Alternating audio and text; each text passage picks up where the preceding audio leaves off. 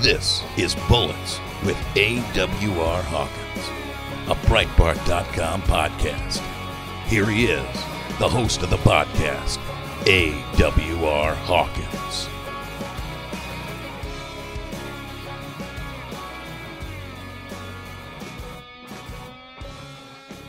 Welcome to Bullets with AWR Hawkins, a Breitbart News podcast focused on guns, gun rights, the Second Amendment. We sum these things up here each week under the banner of freedom. Won't do any differently this week. And that's because an armed citizen is a free citizen. It's as simple as that. Folks, we had the midterm elections.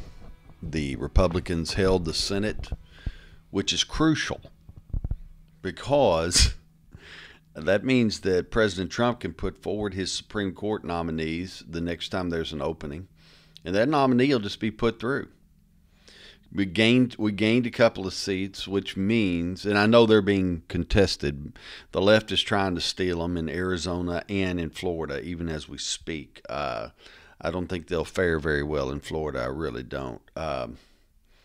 So we're going to pick up one of those, I would say, and what it means is that the left can cry, throw tantrums, they can eat their crayons, do whatever they do the next time Trump nominates a Supreme Court nominee, but he's going right through because we control the Senate. And if I could control the House or the Senate, I would have said this before the election, I'll say it now. If I can control the House by 50 seats or the Senate by 2, guess which one I want? You got it, the Senate by 2. Because we are the ones in the Senate now for the next 2 years, continuing to fill judicial seats across the country. And as I say, if a Supreme Court opening arrives, we'll be the ones filling that. So you can't beat it. Anyway, that's how the election turned out. Now, folks, other big news. The day after the election,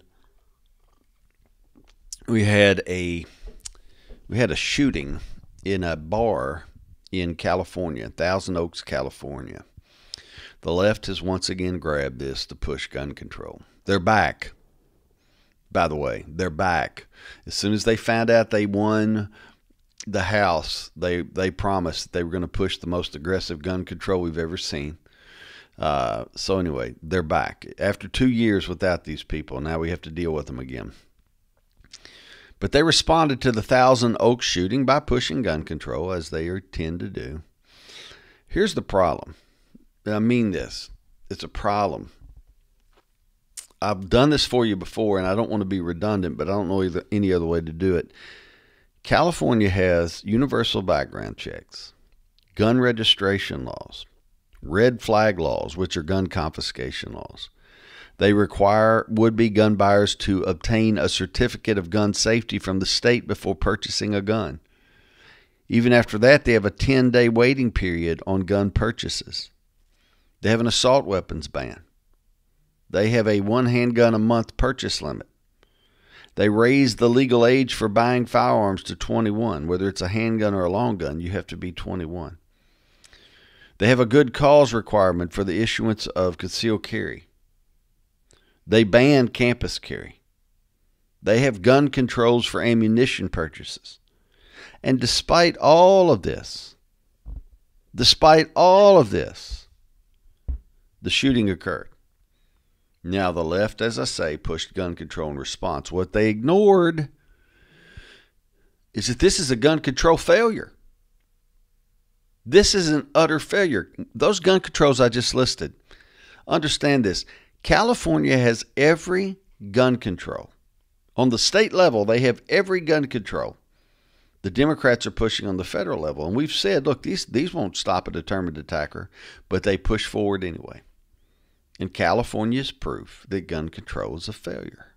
Yet they're pushing more gun control. Now, they ignore a lot of things. That point I've just made, they ignore. They also ignore this. The gunman used a legally owned, legally purchased handgun.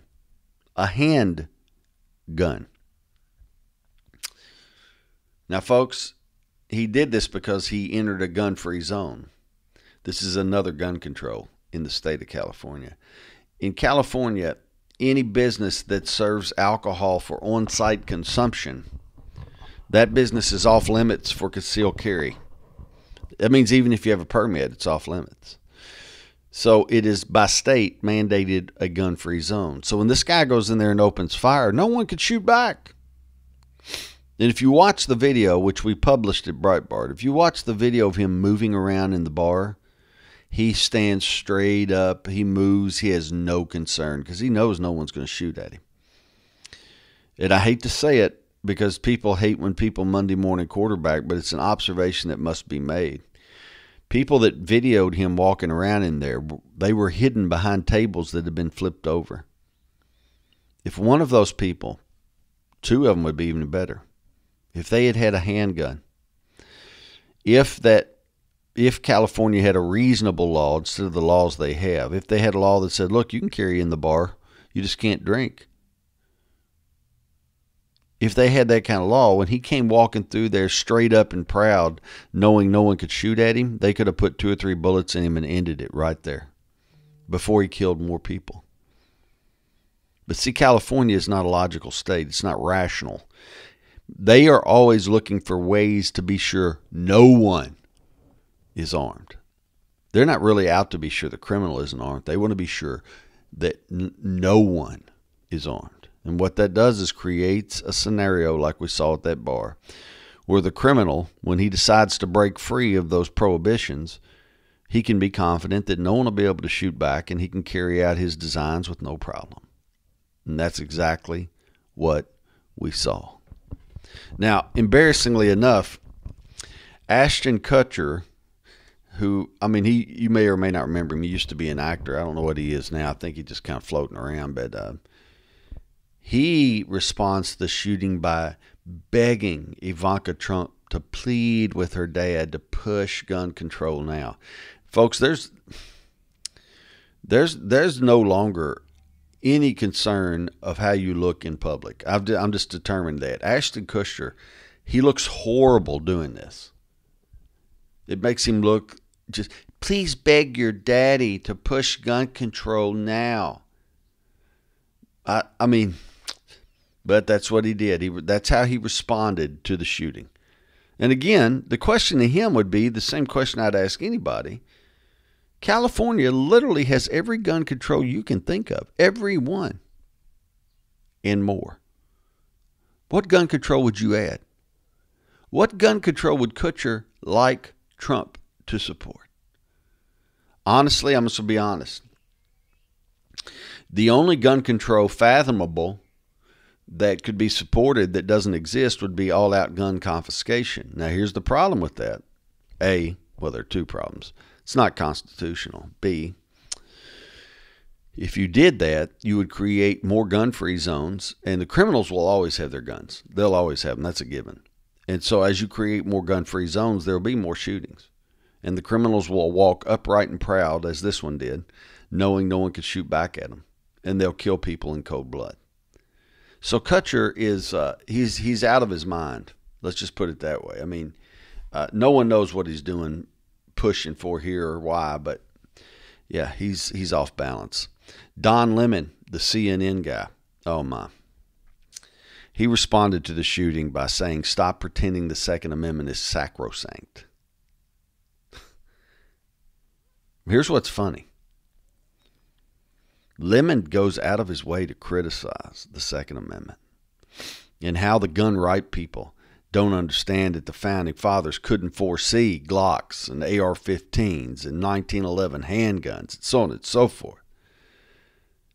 That when the Second Amendment was written, it was about muskets. But we won't look at it honestly and embrace that and understand that. Now think about it. He's saying this on a 24-hour cable news network, which is now a satellite news network.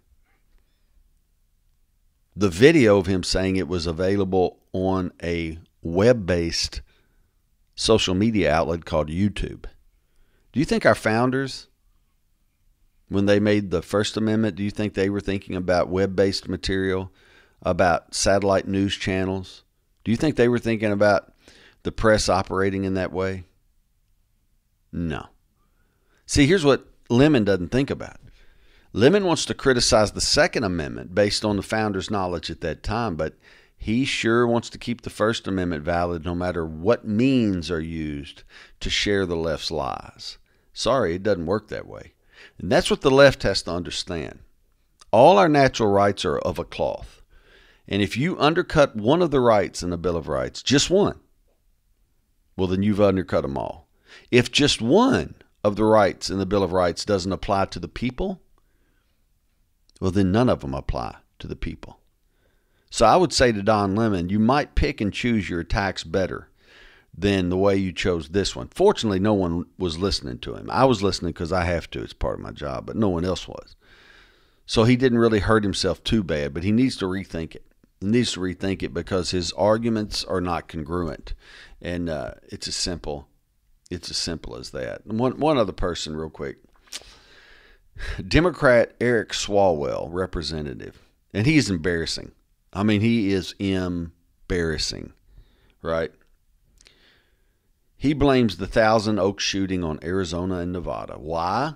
Because Arizona and Nevada have more lenient gun laws. I love this argument. I love it just for the fact that it shows how blatantly ignorant he is. See, what he's saying is California has all of these laws. I've already listed them. The gunman ignored those laws, so it has to be someone else's fault. No, it's the gunman's fault.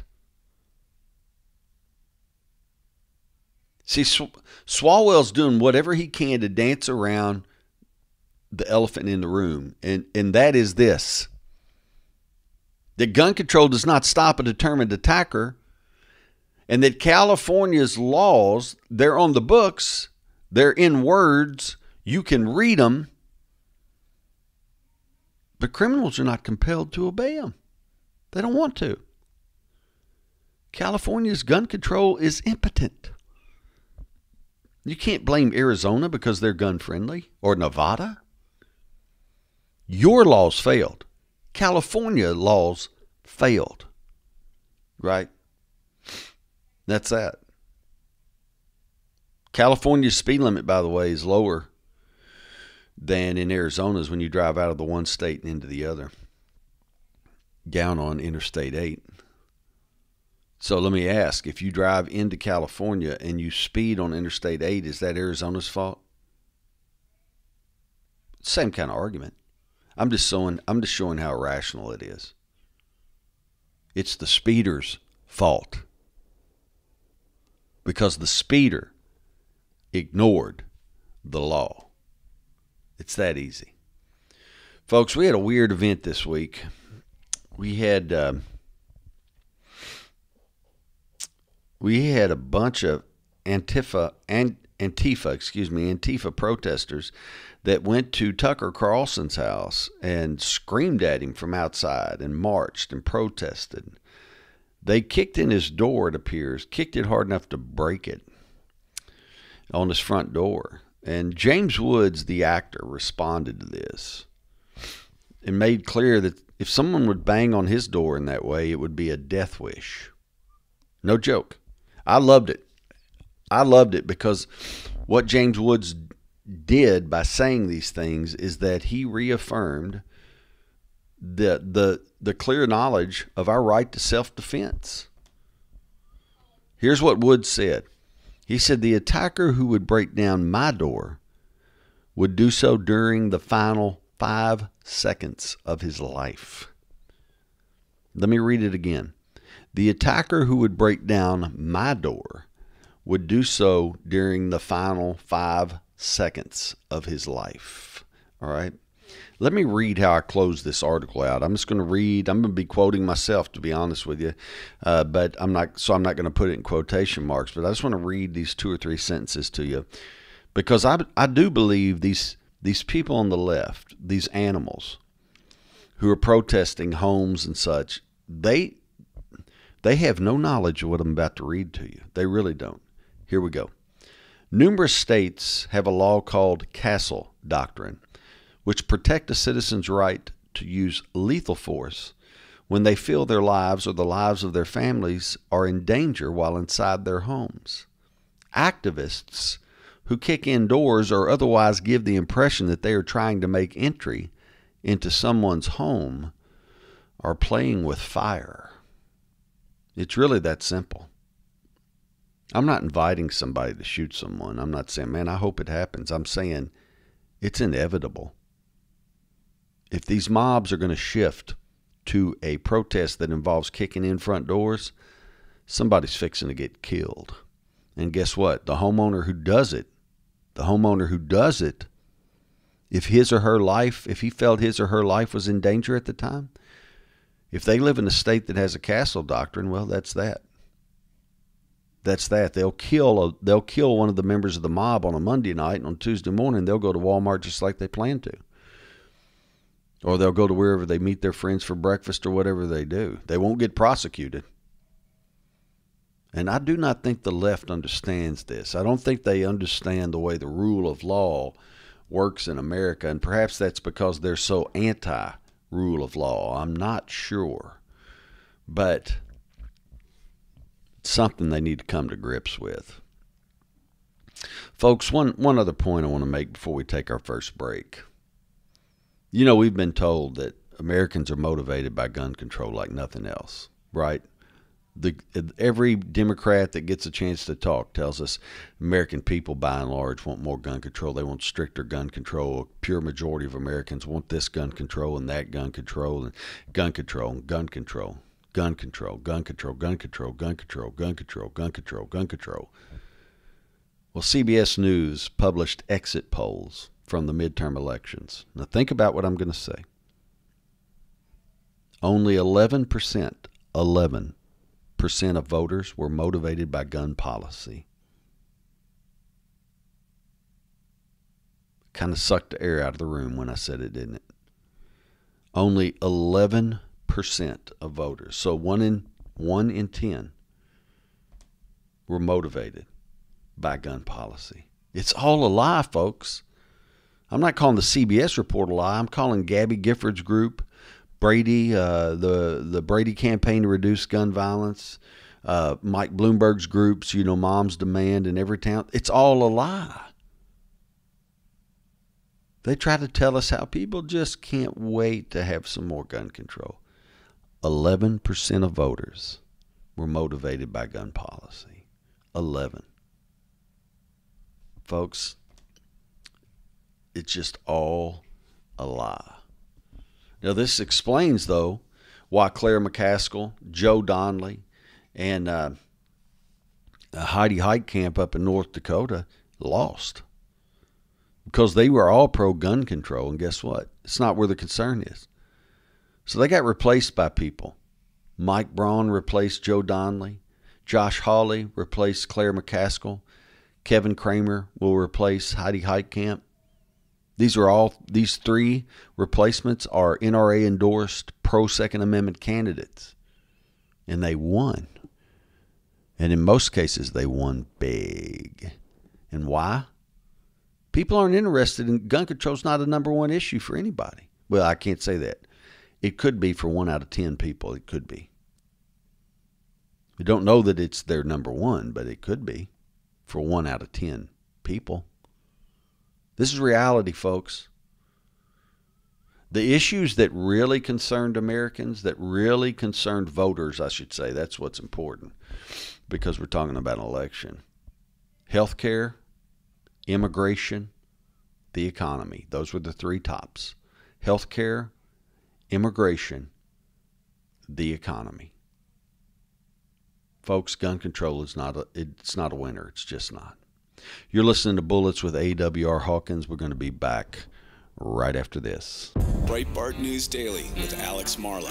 Why did we see some of the Republican kissing of Mark Zuckerberg that was taking place? I called it kissing the ring because I felt like every single person practically had to kiss the ring of this guy, who wants to do nothing except get all those people out of office. So, bizarre behavior from the Republicans.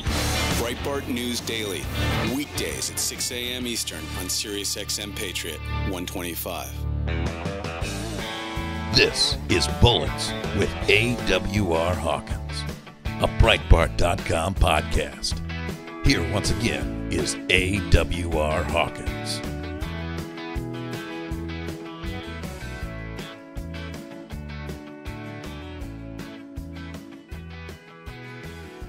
Welcome back to Bullets with AWR Hawkins, a Breitbart news podcast focused on guns, gun rights, the Second Amendment. Folks, I gave a lecture this week at Hillsdale College on the human cost of gun control. And I'm going to get, hopefully next week, some actual recorded segments from that speech, or that lecture, excuse me, will be embedded in this podcast. But for now, I want to read a portion of that speech to you, because I believe the way it opens is very important, and it's actually standalone. It really is. And I just want to get it to you. And when I say read, I'm not going to read this in a cold manner where you're going to get bored. I'll deliver it to you as I delivered it to them. But I want you to think about this and think about the left's lies. All right? It's something to keep in mind here. Let me say this. Every now and then I tell you all something I would read if I were you. I'll say, if I were you, I'd read Federalist 46 or Federalist 84, or I'd read one of Stephen Holbrook's books on the Second Amendment. The Founder's Second Amendment by Holbrook, by the way, is unbelievable. Well, I'm going to suggest you read a small paper you can find online. It's about 5 pages long. It's old. By old, I don't mean the 1950s or the 1840s. I mean old. It's Plato's allegory of the cave. I think it's so important because it shows you the difference between, it makes you focus on the difference between the reality people in power present or try to present and actual reality. To me, it is one of understanding, reading that, to read the allegory is to understand it. It's understandable. And if you read it, you see, this is what the left does to us. I would invite you to read the allegory of the cave, Plato's allegory of the cave. If you just do a Google search, you'll find it. All right. It was contained in his work, The Republic. And as I say, it's about 4 or 5 pages long. You're not making a huge time commitment. But it might not hurt you to read it 2 or 3 times, to print it off, make notes, just soak it in. Understand the left. All right. And with that said, now I'm going to present to you this first part of the lecture I presented at Hillsdale. And I can tell you that as I wrote this and as I presented it, the allegory of the cave and its impact on me was paramount. All right, here we go. The left promises us utopia, paradise on earth, if we will but exchange the riskiness of individual freedom for the security of government intervention and protection. In other words, they claim to offer us smooth sailing, a snag-free existence in a world where sharp corners are filed down or removed altogether. And all we have to do to receive this utopian blessing is give up our self-determination by degrees. And I hope you know their promise, which is a promise of life without edges, that promise is illusory. Tens of millions of Americans, and perhaps many more than that, have traded their freedom for government-sponsored security only to see that they traded independence for dependence. Liberty for enslavement.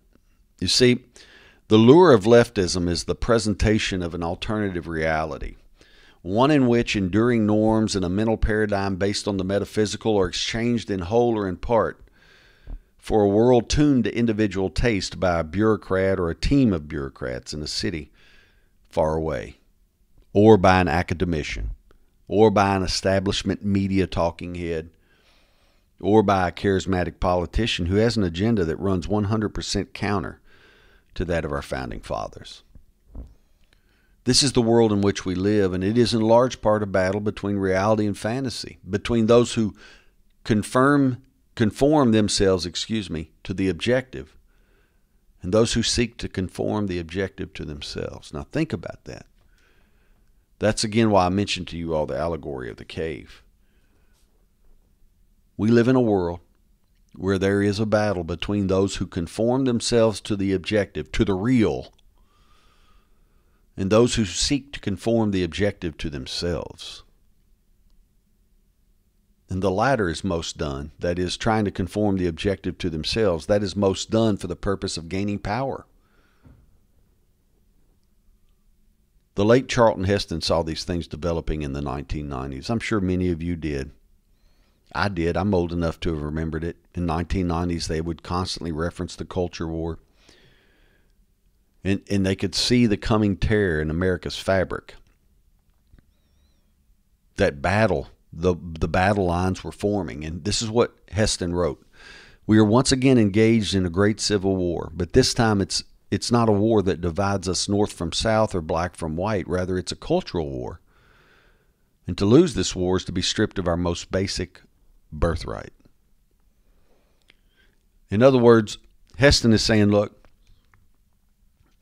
if you trade your dedication to reality, if you do that in hopes of winning the favor of those who are trying to conform the objective to themselves, if you do that, you're kissing your freedom goodbye.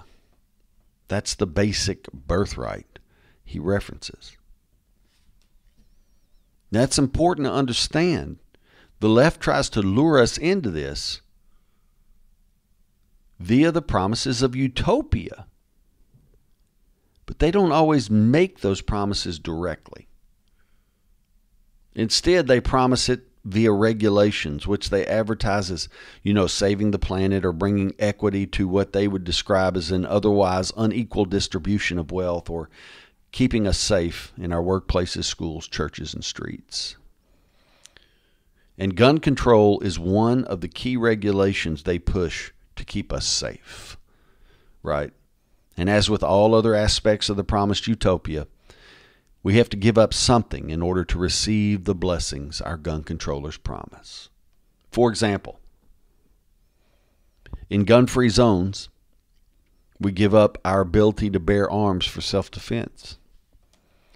In place of arms, we learn to suppress any concern and ignore the danger of defenselessness by convincing ourselves that everyone will obey the no guns allowed sign. But reality is harder to control than we think. It is harder to remold than the left suggested. And on a sunny day in April 2007, the newsman comes on the screen to tell us 32 have been killed and many more injured in a gun-free zone in Virginia Tech. And we are in shock.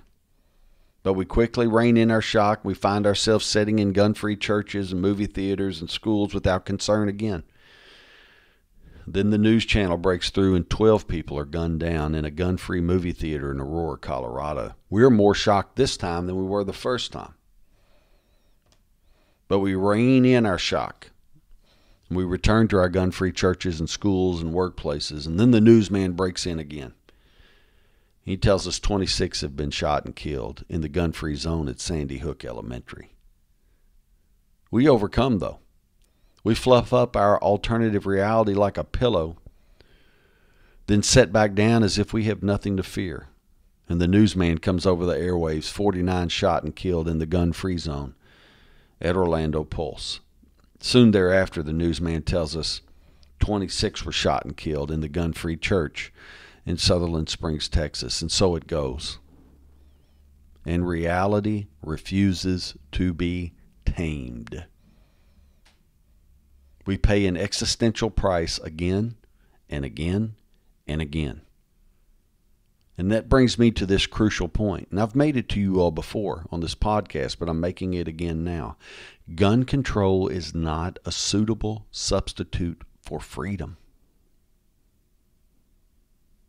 If it were, things our founders treasured, things like life, liberty, and the pursuit of happiness, they would flourish where gun control is strongest. But instead, life ends in violence, liberty wanes, and happiness is traded for calls to shelter in place.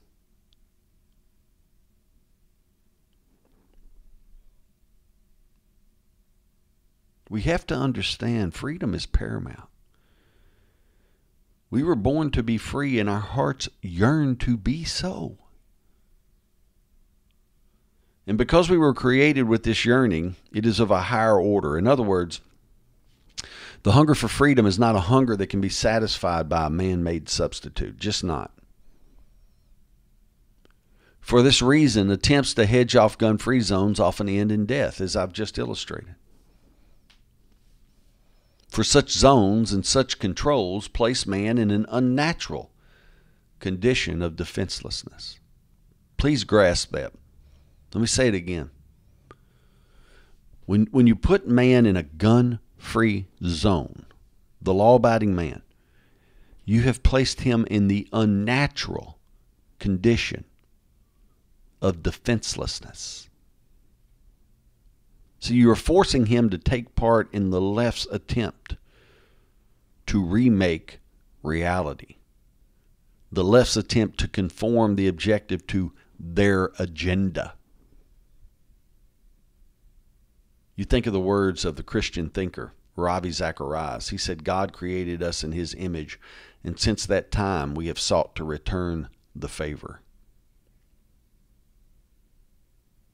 The point is this. The objective is unchanging. But there are those among us on the left who kid themselves and think that they can actually alter reality through policy, through behavioral studies, and so on and so forth. So they force us into these gun-free zones. It's an unnatural condition, and it leads to death. And it's unnatural because it puts us in a state of defenselessness. Our Supreme Court recognized that the central component of the Second Amendment is the right to self-defense. That's what's natural. In the majority opinion for the Supreme Court decision McDonald v. Chicago 2010, Justice Sam Alito wrote, self-defense is a basic right, recognized by many legal systems from ancient times to the present day, and in Heller we held that individual self-defense is the central component of the Second Amendment right. What this means is the right to self-defense is one of those rights with which we are endowed by our Creator. In fact, it is the central component in our right to keep and bear arms. When the right is honored, our humanity is intact. When it is constricted via regulation after regulation, our humanity suffers even to the point of death. Philosophers, men of state, and founders of countries have explained this truth for centuries. Let's start with Aristotle. Quote, when the farmers have no arms, the workers have no land nor arms. This makes them virtually the servants of those who do possess arms. In these circumstances, the equal sharing of offices and honors becomes an impossibility. Montesquieu, who does not see that self-defense is a duty superior to every precept of personal freedom? It is unreasonable to oblige a man not to attempt the defense of his own life. And John Locke, private persons have a right to defend themselves and recover by force what by unlawful force is taken from them. One may kill an aggressor where there is insufficient time to appeal to the law, for the law could not restore life to my dead carcass. You see that? Possession of arms for self-defense is a right that resides in our humanity. It is a right placed there by our Creator. It is a right without which our humanity is slighted. Folks, you're listening to Bullets with AWR Hawkins. We'll be back right after this. Sonny's Corner with Sonny Johnson. Everything in hip-hop is not bad. Kanye agreed with us, so let's love him today until he raps tomorrow and you turn your back. Because if you jump off when the fun of the moment is over, then you are in fact making Kanye the token he is accused of being. So please, Don't do that. Don't go there. Sonny's Corner with Sonny Johnson. Saturday from 1 to 3 p.m. East on Sirius XM Patriot 125. This is Bullets with AWR Hawkins, a Breitbart.com podcast. Here once again is AWR Hawkins.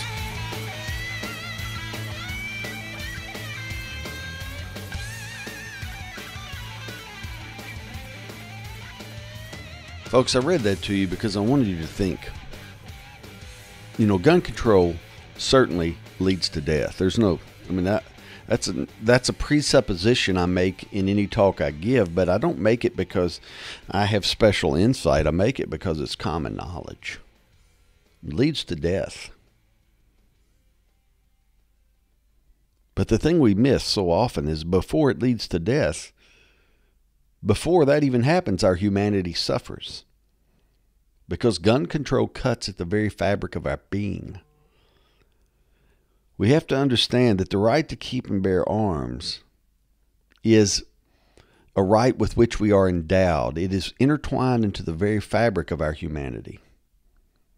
And central to it, as I've said, and as Alito pointed out, central to it is the right to self-defense. And when the left denies us that right, our humanity suffers. This is before we die. Before we die, our humanity suffers under the regulation of the left as it pertains to gun control. You think about the 12 people who were killed in the California bar.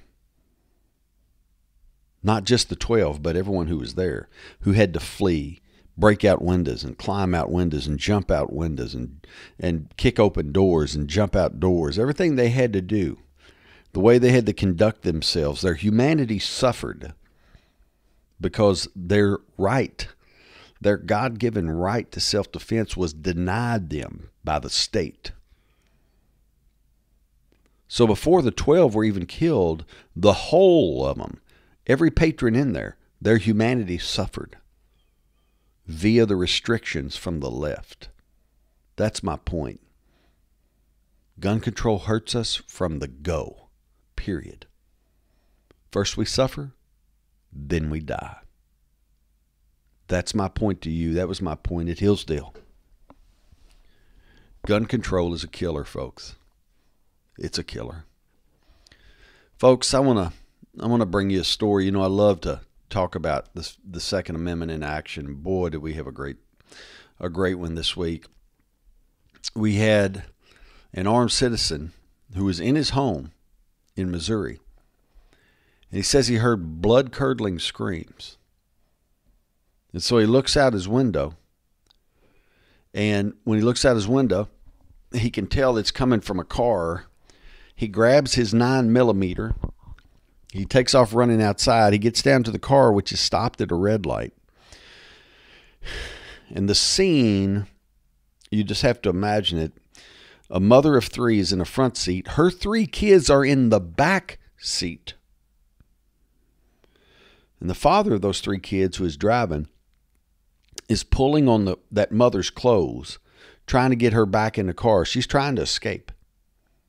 Her clothes are being either ripped or pulled down, exposing her. She's screaming, help, help, help, help. And the armed citizen runs around to the driver's side and lets the man get a look down the barrel of that 9mm, tells him to throw it in park and get out on the ground. And he does. And the armed citizen then holds him until police arrive. See how that works? That's the Second Amendment in action, folks. The right to self-defense includes the right to defend the lives of others. The right to keep and bear arms is necessary for the right to self-defense to be exercisable. What a great story. The woman was saved. Her kids may have watched her be beaten to death right in front of them, had it not been for the armed citizen. And folks, this story is brought to you by the Second Amendment. Folks, thanks for listening to Bullets this week. And Get your friends, your family members, your coworkers, your neighbors, get them to subscribe and to listen. And after they listen, have them go to the main page there on iTunes and give us a review. We need all the 5-star reviews we can get. Remind them that it downloads to their phone every week, every Tuesday for free if they'll subscribe. It's great to listen to as you make your commute, as you, if you're Ron and Martine, as you hold your dinner parties, whatever you're doing. It's great to listen to it, to play it in the background. For all of us to take time to stop and think what it means to be free. And what does it mean to be part of an armed citizenry? Folks, until we're together again, always remember, more guns equal more freedom. Breitbart News Tonight with Joel Pollack and Rebecca Mansour. The real thing that the left is angry about is they're like, how could you allow these Russian memes? Somebody saw a meme and then they decided they had to vote for Trump. Or it must have been fake news. And by fake news, they mean conservative websites. Come on. But this is what the left thinks. Fake news. And by fake news, what they mean is shut down Breitbart. Breitbart News Tonight. Weeknights starting at 9 p.m. East on Sirius XM Patriot 125.